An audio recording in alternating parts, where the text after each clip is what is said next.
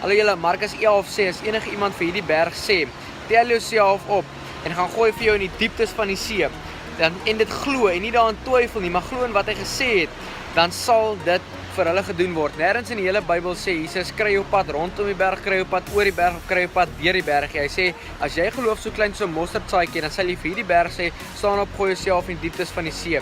Hy sê, selfs as jy vir die boom sê, ontwortel jouself en gaan plant jou in die see, dan sal dit gebeur, maar jy moet geloof hê. En baie keer sê mense, maar dit is nie my situasie nie, jy verstaan nie waartoe ek gaan nie, maar is omdat jy so klein gelowig is, dat jy sukkel met hierdie situasie, en ek verstaan almal het situasies, ek verstaan dit, maar die woord sê, en die woord sal altyd staan. Die Bybel sê dat hemel en aarde sal verbygaan, maar die woord sal altyd staan en bly. Die woord sê, as jou geloof maar net so klein so 'n mosterdsaadjie is, dan sal jy vir hierdie berg sê, tel jouself op, gaan gooi vir jou in die dieptes van die see, en jy glo dit en jy vertrou dit, en dit sal vir jou gedoen wees. Enige berg in jou lewe, enige berg in tans in jou situasie, enige plek waar jy nou is, glo wat jy sê. Die woord sê jou tong is lewe en dood. Spreek lewe oor hy ding, sê vir daai berg, staan op, gooi vir jou in die dieptes van die see, het geen plek nie. Die autoriteit is vir jou gegee deur Jesus Christus. Mag julle geseënde dag verder hê. Die Here seën.